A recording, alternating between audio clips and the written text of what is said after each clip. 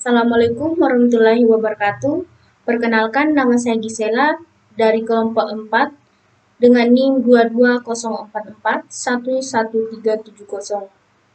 Di sini saya sebagai moderator sekaligus presentator pertama akan menjelaskan rumus yang ada di menu formulas, yaitu financial dan logical pada Microsoft Excel. Dan untuk rumus berikutnya akan dijelaskan oleh Rensi Saryanti dan Windy. Baik, langsung saja. Yang pertama di sini ada rumus PMT. Rumus PMT ini berfungsi untuk menghitung angsuran berskala dengan bunga anuitas. Cara penggunaannya itu ketik sama dengan, kemudian masukkan rumus PMT, kemudian kita masukkan bunganya yaitu 9%, titik koma, masukkan masa angsuran itu 48, kemudian titik koma, masukkan jumlah pinjaman, titik koma, masukkan 0, titik koma, kemudian masukkan 0, tutup kurung, dan enter. Nah, ini hasilnya. Kemudian ada rumus rate. Rumus rate ini berfungsi untuk menghitung berapa persen suku bunga anuitas dan pinjaman atau investasi. Cara penggunaannya itu kita ketik sama dengan, kita masukkan rumus rate, kemudian kita masukkan masa angsuran yaitu 96, kemudian titik 2, kita masukkan angsuran per bulannya, kemudian titik 2, kita berikan minus di sini, kemudian kita masukkan jumlah pinjaman, kemudian kita tutup kurung. Kemudian kita akan mencari angsuran per tahunnya. Kita masukkan sama dengan, kemudian kita masukkan bunga anuitasnya, kemudian kita kalikan dengan 12. Kita enter. Nah, untuk angsuran per tahunnya itu ada 10%. Kemudian ada rumus NPR. Rumus NPR ini berfungsi untuk menghitung banyaknya periode angsuran yang diperlukan untuk melunasi pinjaman atau investasi dengan suku bunga atau anuitas. Contohnya sama dengan kita masukkan rumus NPR,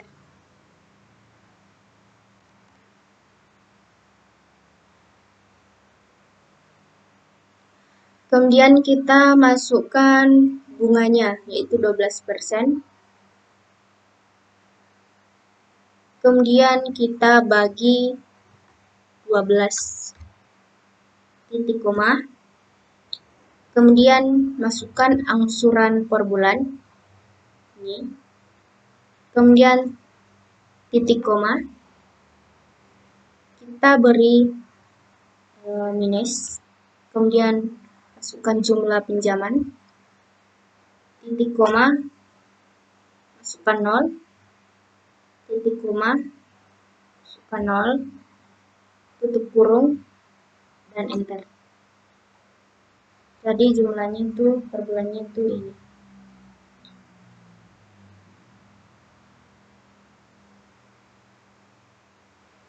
Kemudian rumus yang berikutnya itu rumus PV. Rumus PV ini berfungsi untuk menghitung nilai saat ini atas pembayaran pinjaman atau hasil investasi berdasarkan periode dan suku bunga tetap. Misalnya kita masukkan sama dengan, kemudian masukkan rumus PIV,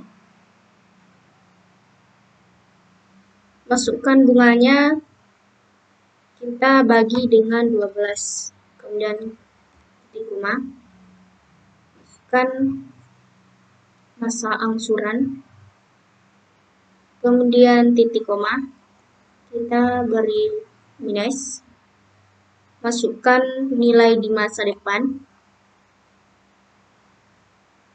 kemudian tutup kurung dan enter. Nah, nilai masa sekarang itu ini.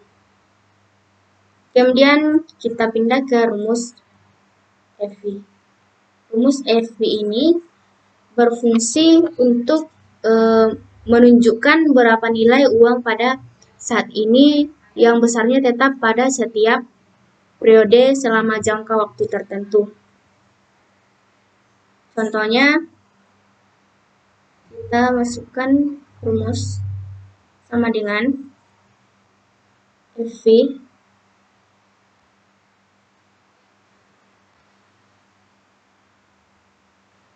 kita masukkan bunga, kemudian kita bagi dengan 12, titik koma, masukkan masa angsuran, kemudian titik koma, kita kalikan dengan 12, kemudian titik koma, masukkan 0, titik koma, kemudian kita beri minus di sini, masukkan nilai investasi sekarang, tutup kurung, dan enter.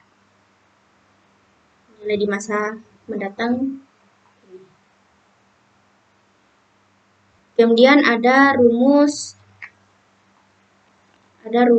SLN. Rumus SLN ini berfungsi untuk menghitung nilai penyusutan atau depresiasi aset untuk periode tertentu dengan menggunakan metode garis lurus.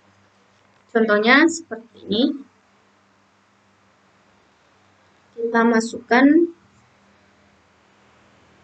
rumusnya sama dengan sini, sama dengan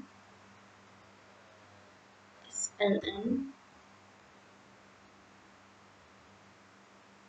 Kemudian kita masukkan aset awal, kemudian titik koma, kemudian kita masukkan nilai residu. Ini kita titik koma, kemudian masukkan umur ekonomis, tutup kurung, dan enter. Jadi nilai depresiasinya itu ini. Kemudian ada rumus DB. Rumus DB ini berfungsi untuk periode yang ditentukan dengan menggunakan metode area menurut tetap. Contohnya sama dengan kita masukkan rumus DB, kemudian kita masukkan nilai aset awalnya ini, kemudian titik koma, masukkan nilai aset residu, kemudian titik koma, masukkan periode ekonomis, masukkan umur ekonomis, kemudian titik koma, lalu masukkan periode, titik koma, dan terakhir masukkan jumlah bulan. Ini. Kemudian tutup kurung dan enter. Hasilnya ini.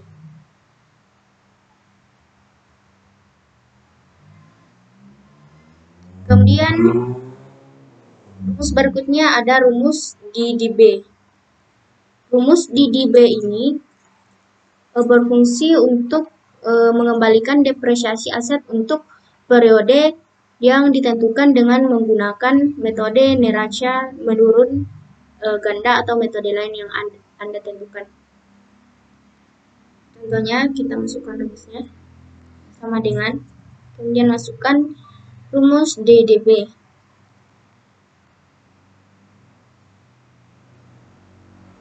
Lalu masukkan nilai aset awal, ini kemudian titik koma, masukkan nilai aset residu, titik koma, masukkan umur ekonomis, titik koma, kemudian yang terakhir masukkan periode, tutup kurung, dan enter. Baik, saya akan melanjutkan penjelasan rumus yang ada di logikal. Yang pertama ada true dan false. True dan false ini berfungsi untuk mengetahui sebuah pernyataan apakah pernyataan tersebut true atau false. Contoh, sama dengan, kemudian kita masukkan nilai 1, kemudian masukkan lebih dari, kemudian kita masukkan nilai 2. Jadi hasil di sini itu true. Kemudian kita tarik ke bawah. Nah, otomatis akan seperti ini. Kemudian ada rumus if. Rumus if ini berfungsi untuk menentukan siswa lulus atau tidak lulus. Dalam kasus ini, siswa dinyatakan lulus apabila nilai rata-rata memenuhi nilai KKM, yaitu 75. Apabila nilai rata-rata kurang dari 75, maka dinyatakan tidak lulus. Ketik sama dengan, kemudian masukkan rumus if.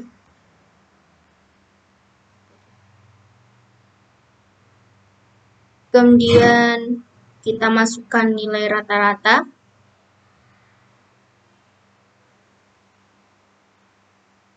Kemudian lebih dari sama dengan 75. Titik koma. Kemudian tanda petik.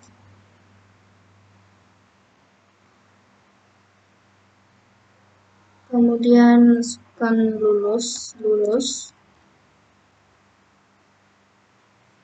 Tanda petik.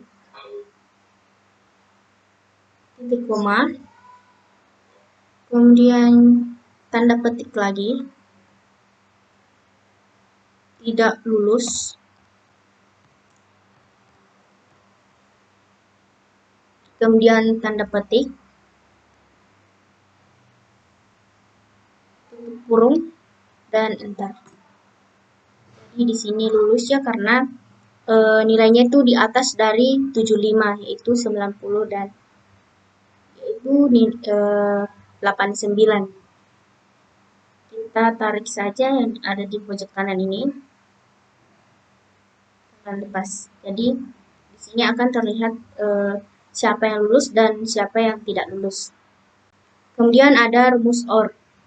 Logikal yang pada satu kondisinya terpenuhi. Dalam kasus ini, siswa dinyatakan lulus apabila nilai 1 atau nilai 2 lebih dari sama dengan 75. Jika nilai keduanya kurang dari 75, maka dinyatakan tidak lulus. Contohnya, ketik sama dengan, kemudian masukkan rumus if, buka kurung, kemudian masukkan OR,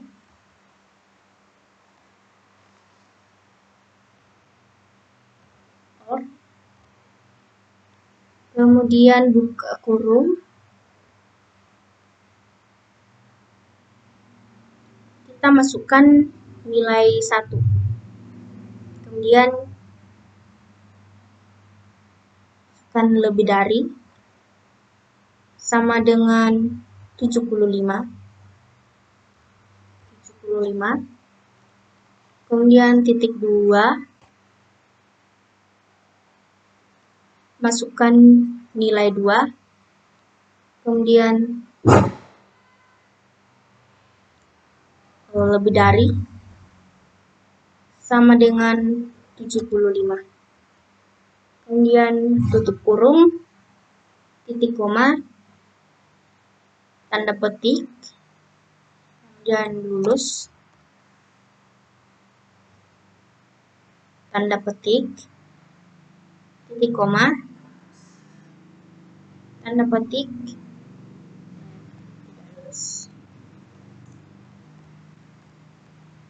kemudian tanda petik, kemudian tutup kurung. Jadi di sini lulus ya. Kita tarik saja ke bawah. Nah, jadi tampil seperti ini. Kemudian ada rumus N. Kondisinya harus terpenuhi. Misalnya siswa dinyatakan lulus apabila nilai 1 dan nilai 2 lebih dari sama dengan 75. Jika nilai 2 kurang dari 75 dinyatakan tidak lulus. Kita masukkan rumusnya, itu sama dengan if dalam kurung dan kemudian buka kurung, kita masukkan nilai 1, kemudian lebih dari sama dengan 75. Kemudian kita masukkan nilai 2.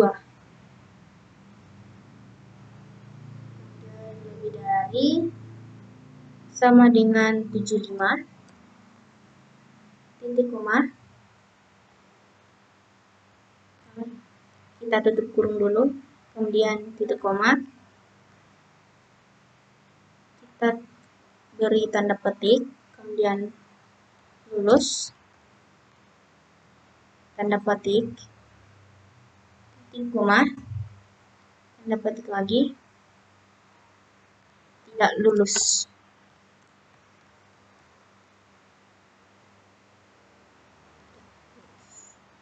Tanda petik, tutup kurung dan di sini lulus. Kita tarik ke bawah.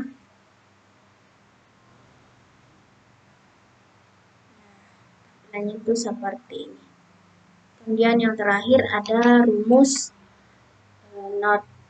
Rumus not ini berfungsi untuk menentukan hasil jika kondisi bukan dari kondisi yang ditentukan atau terbalik.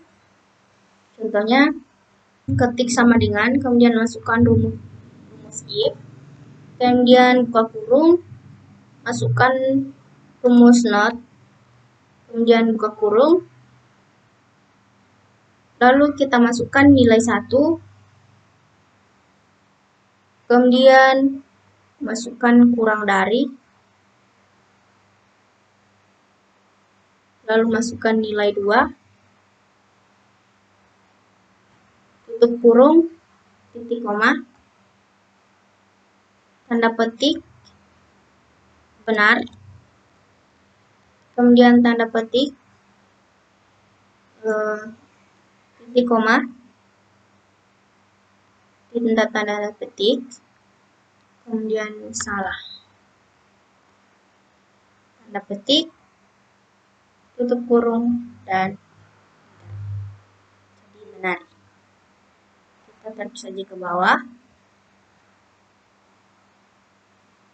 Nah, tampilannya akan seperti ini. Baik, demikian penjelasan saya mengenai rumus yang ada di finansial dan logikal. Selanjutnya, untuk rumus berikutnya akan dijelaskan oleh Rensi Saryanti. Baik, di sini saya akan menjelaskan rumus-rumus formulas ya di teks, yaitu CAR, di mana CAR berfungsi untuk menghasilkan karakter.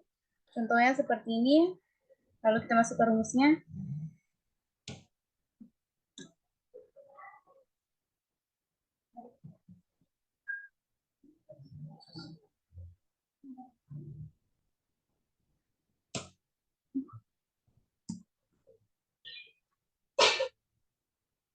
Yang kedua itu ada concatenate, di mana concatenate berfungsi untuk menggabungkan teks. Contohnya seperti ini. Lalu kita masuk ke rumusnya.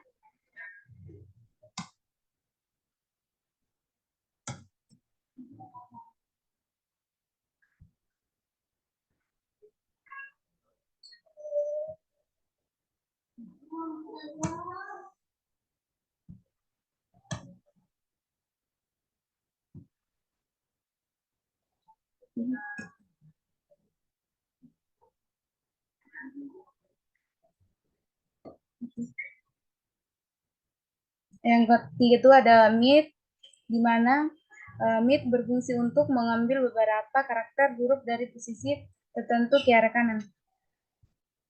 Selanjutnya di sini ada len, di mana len berfungsi untuk menghilangkan jumlah karakter.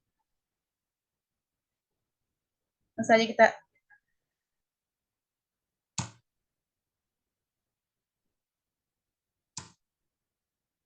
kita masuk rumusnya.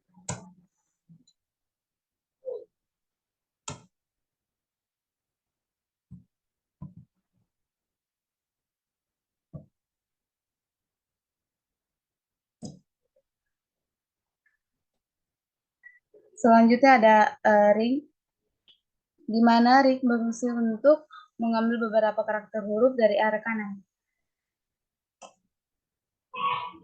Contohnya seperti ini, lalu kita masukkan rumusnya.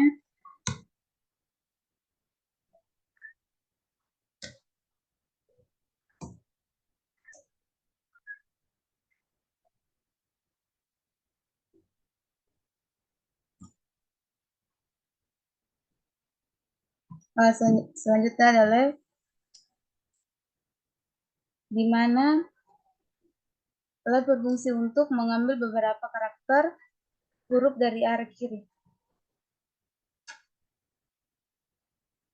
Contohnya seperti ini, lalu kita masuk ke rumusnya.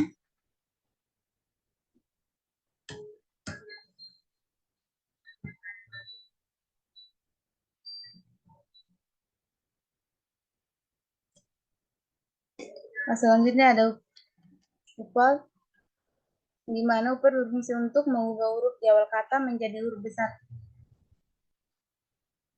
Contohnya seperti ini. Lalu kita masuk ke rumusnya.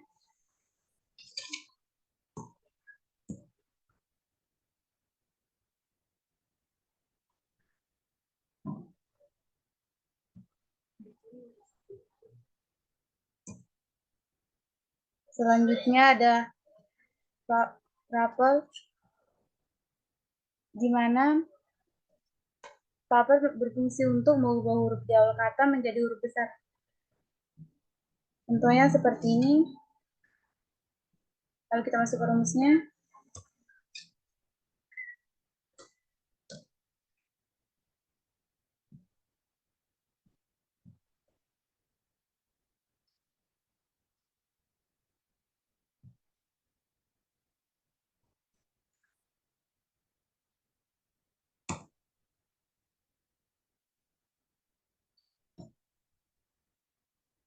Selanjutnya ada trim, di mana trim berfungsi untuk menghapus spasi yang lebih dari satu. Contohnya seperti ini, kita masuk ke rumusnya.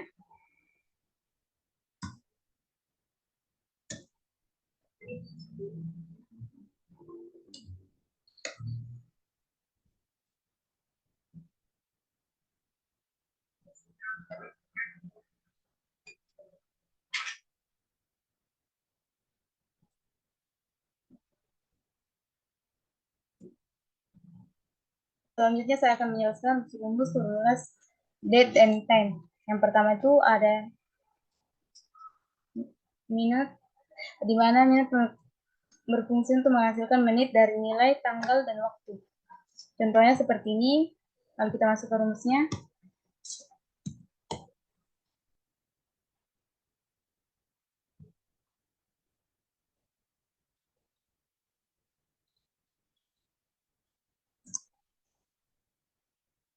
Yang kedua itu ada today, di mana today berfungsi untuk mengambil data hari ini.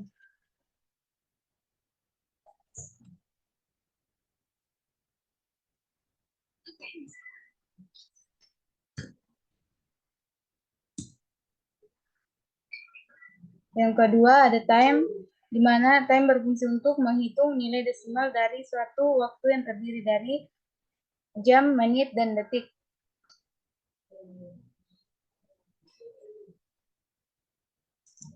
Yang keempat itu ada day 360,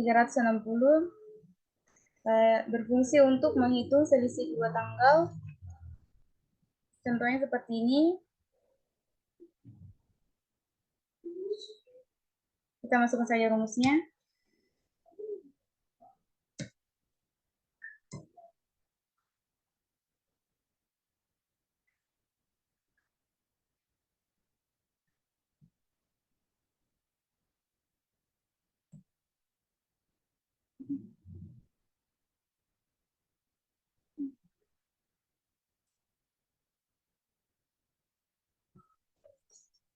Selanjutnya ada no, di mana no berfungsi untuk menghitung dan menampilkan nilai berdasarkan tanggal dan waktu saat ini. Baik, selanjutnya akan dijelaskan oleh pemateri keempat. Baiklah, di sini saya akan menjelaskan tentang rumus-rumus formula date and time. Di sini ada how, berfungsi untuk menghasilkan jam dari nilai, tanggal, atau waktu. Contohnya seperti ini. Dan di sini kita masukkan rumus.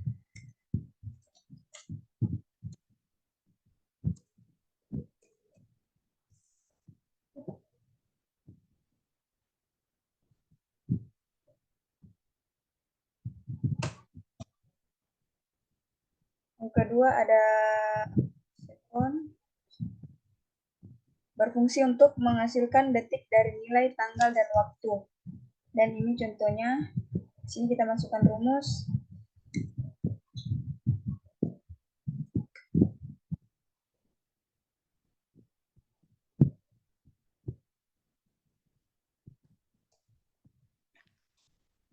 Yang ketiga ada year prac. Di sini contohnya, dan di sini kita masukkan rumus.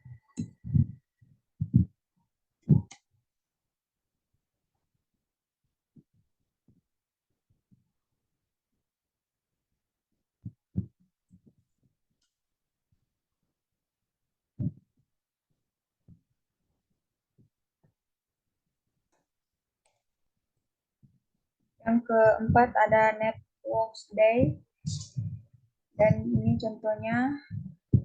Dan sini kita masukkan rumus.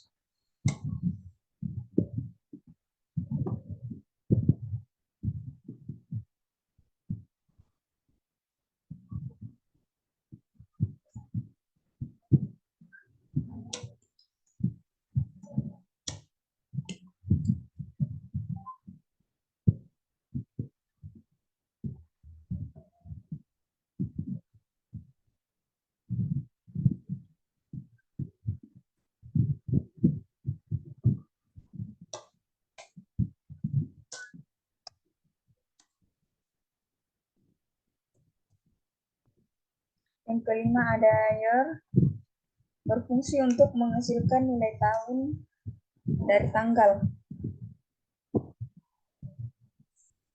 Dan ini contohnya. Di sini kita masukkan rumus.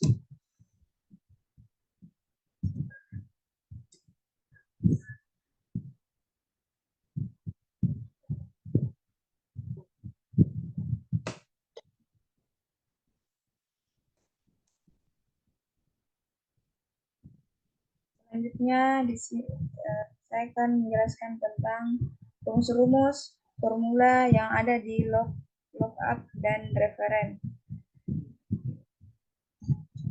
Di sini ada address berfungsi untuk memperoleh alamat sebuah sel dalam lembar kerja jika diberikan nomor baris dan kolom yang ditentukan, misalnya address 2.3. Yang kedua ada indeks berfungsi menghasilkan nilai atau reference ke nilai dari dalam tabel atau rentang.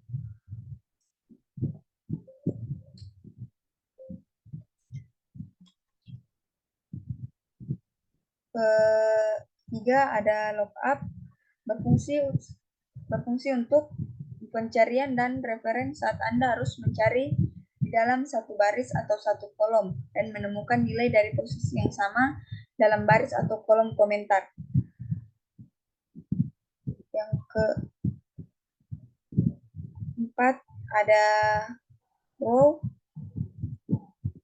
berfungsi untuk mengetahui jumlah baris sebuah array atau rentang data. Yang kelima ada rows berfungsi untuk mengetahui jumlah baris sebuah array atau rentang data.